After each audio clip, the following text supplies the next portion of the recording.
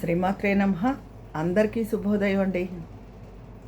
3 రోజులు వరుస సెలవులు కదా. ఈరోజు అందరూ వెళ్ళడానికి కొంచెం బద్ధకంగా అనిపిస్తుంది. ఎండలు కూడా బాగా ఎక్కువయ్యాయి. నాకు నిన్న బయటకు వెళ్ళాను. నేను వెళ్తే వచ్చేటప్పటికి అంటే ఎండలో ఏం వెళ్ళలేదు, కారులో ఏం దింపారో వెళ్ళి అక్కడ కూర్చోవడమే. మా ఆడబడుచులు వాళ్ళ దగ్గరికి వెళ్ళాను, కూర్చున్నా, మళ్ళీ వచ్చేసాను. కానీ ఏంటో అలసటగా ఒకలా అనిపించింది, తలనొప్పిగా. బయట ఎండ ఉంది, అందుకో మరి ఏంటో తెలియదు. అంటే నేను ఎక్కడికైనా వెళ్ళేదాకా హడావుడిగా పని ఉంటుంది, మళ్ళీ వచ్చాక వాళ్ళ నాన్నగారి సంగతి చూడడం పని ఉంటుంది. ఆ కంగారుకో ఏమో తెలియదు, ఇవాళ కొంచెం అలాగే ఉంది, డల్గా. కాకపోతే ఈరోజు ఇంకా నేను వదిలేద్దాం ఇంకెందుకు అని వేరే టాపిక్స్లోకి వెళ్తుంటే నన్ను వదలనివ్వకుండా ఏదో నేను ఈడని నేనే అన్నట్టు, నన్ను కాదనుకోండి గురువుగారైన గరికపాటి వారిని వేడకుండా ఒక స్త్రీమూర్తి చేస్తున్న వ్యాఖ్యల గురించి కూడా మళ్ళీ ఈరోజు చెప్పదలుచుకున్నానండి. నిన్న మళ్ళీ నేను యూట్యూబ్ చూస్తుంటే చూశాను. అసలు అనుకోకుండా ఆయన ఈ మధ్యాహ్న భోజన పథకం మీద వివాదాస్పదమైన వ్యాఖ్యలు చేశారని ఆ ఇదిలో ఉన్నారు. ఆ ఇదిలో ఉంటే అసలు ఈవిడ ఎంట్రీ ఇదివరకు మాట్లాడింది ఇష్టం వచ్చినట్టు, ఆయన అల్లరి చేసింది, తర్వాత కామ్ అయిపోయింది. ఇప్పుడు ఆవిడ ఎంట్రీ ఎందుకు వచ్చిందో అర్థం అవ్వట్లేదు. కొడుకులు పెద్దవాళ్ళు అయిపోయారు, కోడళ్ళు వచ్చారు, పెళ్ళిళ్ళు అయ్యాయి.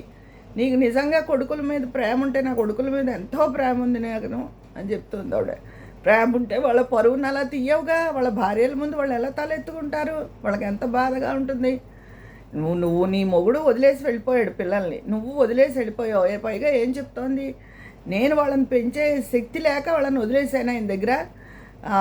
నా మీద ప్రేమతో ఉంటే వాళ్ళు అక్కడ ఉండలేరని, నా మీద అసహాయం కలగాలని నేను ఇంకో పెళ్లి చేసుకున్నానని అబద్ధం చెప్పాను, ఇంకోటితో వెళ్ళిపోతున్నానని. అలా అంటే నా మీద అసహాయంతో అక్కడ ఉంటారని, కానీ నేను ఏ పెళ్ళి చేసుకోలేదు అని చెప్తోంది. ఎవరితోనూ వెళ్ళలేదని. పాపం పుట్టిన భగవంతుడికి ఎరక, మనకు తెలియదు అనుకోండి ఆవిడ చెప్పిన మాటలు ఇవి. ఓకే, వెళ్ళిపోయావు. ఆయన ఎలాంటి వాడని నేను తిట్టిపోసినా ఆయన భార్య కదా, పెంచి పెద్ద చేసి పెళ్ళిళ్ళు చేశారు. ఈరోజు కోడళ్ళు కూడా వచ్చేసారు. వాళ్ళు నేను ఇప్పుడు అల్లరి పెట్టి ఈ విషయాలన్నీ చెప్తే నీ కొడుకులే బుర్ర ఎత్తుకోలేరు. నేను ఆయనకి ఏదో చెప్పి గొప్ప పని చేసేస్తున్నాను, ఆయన పరువు తీసేసుకుంటున్నానని ఈవిడ భావిస్తోంది. కానీ బాధ పెట్టుకుంటున్నది తన కొడుకులనే. కోడళ్ళ ముందు వాళ్ళకి ఎంత, భార్యల ముందు ఎంత చిన్నతనంగా ఉంటుంది ఈ వ్యవహారం అంతా. మనశ్శాంతి లేకుండా చేస్తున్నది తన కొడుకులకే. అది ఆవిడ గ్రహించి ఇంకైనా మానేస్తే సంతోషంగా ఉంటుంది. ఆయన ఏదో కక్ష సాధింపు చర్యగా మాట్లాడుతున్నాను, ఆయనకి బుద్ధి వస్తుంది, నలుగురు చీ అంటారు ఆయన్ని అని అనుకుంటోంది. ఆయన అనుకునే వాళ్ళు ఎవరు లేరు, కానీ తమరి గురించే అనుకుంటారు. తమరి పిల్లలే బాధపడతారు. భార్యల ముందు వాళ్ళకి ఎంతో సిగ్గుగా ఉంటుంది. అత్తారి ముందు, భార్యల ముందు వాళ్ళు అసలు బుర్రెత్తుకోగలరా? అది సంగతి. మళ్ళీ వాళ్ళనే చూడమన్నాను, నన్నేం చూడక్కర్లేదు, మీ కన్న తండ్రిని చూడక్కర్లేదు, పెంచారు కాబట్టి వాళ్ళనే చూడమని చెప్పాను అని ఒక ఇదిలో. అసలు ఆవిడ చెప్పే ఒక వీడియోకి పొంతనే ఉండడం లేదు. మరి ఆవిడ మతి స్థిమితంగా ఉండి మాట్లాడుతున్నారో లేక రకరకాల మరి ఆవిడ సమస్యలతో ఆవిడ అలా మాట్లాడుతున్నారో అర్థం అవ్వట్లేదు. కానీ నిజంగా పిల్లల మీద చిన్నప్పుడు వెళ్ళిపోయావు, ఆయన పెద్ద చేశాడు, ఓకే, అంతా అయిపోయింది. వాళ్ళు హాయిగా వాళ్ళ జీవితం ఏదో వాళ్ళు కొనసాగించుకుంటుంటే ఇప్పుడు మళ్ళీ వచ్చి ఇలా దుమారాన్ని నేపడం వల్ల ఎవరికి ఏం ఒరుగుతుంది? పిల్లలే మనశ్శాంతిని కోల్పోతారు, భార్యల ముందు సిగ్గుపడతారు, అత్తారి ముందు సిగ్గుపడతారు. అది జ్ఞాపకం పెట్టుకుని ఆ మాత్రం ఆలోచించి ఇంకా వాళ్ళని వదిలేస్తే వాళ్ళ మానాన్ని వాళ్ళు హాయిగా బతుకుతారని నా ఉద్దేశం. ఇదండి మహాతల్లి కథ. ఇకపోతే తెలంగాణ ప్రభుత్వం అసెంబ్లీలో ఒక బిల్ పాస్ చేసింటే అందరూ ఆమోదం తెలిపారు. ఎవరైతే తల్లిదండ్రులని చూడరో వాళ్ళ జీతంలో 10% కట్ చేసేస్తాము అని చెప్పి అందరూ ఒప్పుకున్నారట. వృద్ధులైన తల్లిదండ్రులను చూడాలి అలా అని చెప్పి. కానీ ఉద్యోగస్తులకైతే అలా చేస్తారు. ఉద్యోగస్తులు కాని వాళ్ళు ఉంటారుగా బోల్డ్ మంది, వాళ్ళు ఏం చేస్తున్నారో ఎవరికి తెలుస్తుంది? ఎప్పుడూనండి చిన్నప్పుడు తల్లిదండ్రులని పిల్లలు ఎంతో విసిగిస్తారు.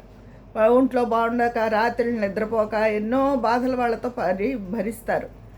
అదే పెద్దవాళ్ళు తిరిగి పెద్ద ముసలైపోయాక వాళ్ళు చాదస్తంతో విసిగించిన, లేకపోతే వాళ్ళ వల్ల ఏమైనా ఇబ్బందులున్నా ఈ పిల్లలు చూడలేకపోతారు. తల్లిదండ్రులకు ఉన్న ఓర్పు పిల్లలకు ఉండదా? ఎలాగో అలా వాళ్ళని చూడాలి కదండి. వాళ్ళని ఎందుకు అలా వీధిని పడేయడం? అసలు డబ్బుంటే ఒక రకంగా బాధపెడుతున్నారు, డబ్బు లేకపోతే ఒక రకంగా బాధపెడుతున్నారు. ఎంతసేపు ప్రతి వాళ్ళకి స్వార్థం ఎక్కువైపోయిందండి. వాళ్ళు, వాళ్ళ పిల్లలు, వాళ్ళ పెళ్ళాం, భార్య అంతవరకు ఆ గొడవలే చూసుకుంటున్నారు తప్ప మనల్ని కని పెంచి పెద్ద చేసిన పెద్దవాళ్ళ పాత్ర ఉంటుంది. వాళ్ళని చూడసుకోవాల్సిన బాధ్యత మనదే. అసలు తల్లిదండ్రులను విస్మరించేస్తున్నారు అంతే.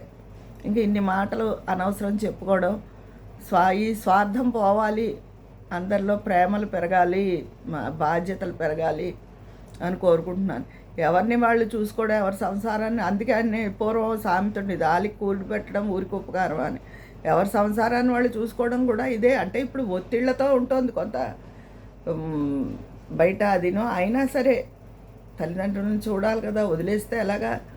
మళ్ళీ అదే వాళ్ళు ఉద్యోగాలకు వెళ్ళి పిల్లల్ని ఇంట్లో చూసుకోవాల్సి వస్తే మాత్రం తల్లి అవసరం ఉంటుంది, ఇంట్లో సపోర్ట్ ఉంటుంది, పిల్లలు చూసుకుంటారని ఆడాళ్ళని ఉంచుకుందుకు తల్లిని అలా ఇష్టపడుతున్నారు. అంతా స్వార్థమే.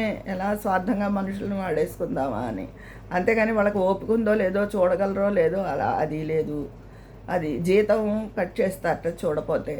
ఓకే, బాగానే ఉంది.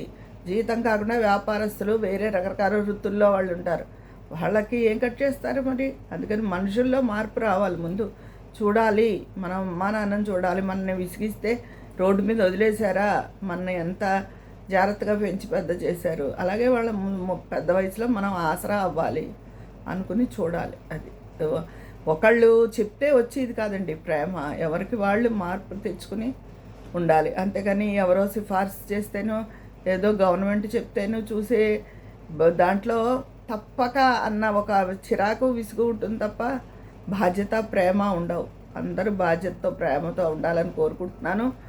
ఆ మహాతల్లి గురువు గారిని సాధిస్తాను అని అనుకుని తన పిల్లల్ని, తన కోడళ్ళని మధ్య గొడవలు రేపుతూ వాళ్ళ సంసారాలన్నీ వీధిని పెట్టి పరువు తీస్తోంది.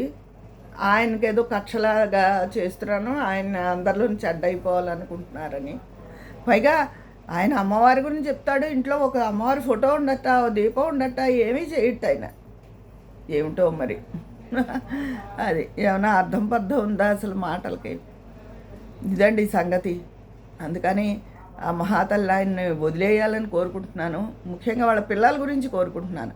ఆ పిల్లలు ఎంత చిన్నతనం పడుతున్నారో అత్తారి దగ్గర, భార్యల దగ్గరను అని అనిపించింది నాకు.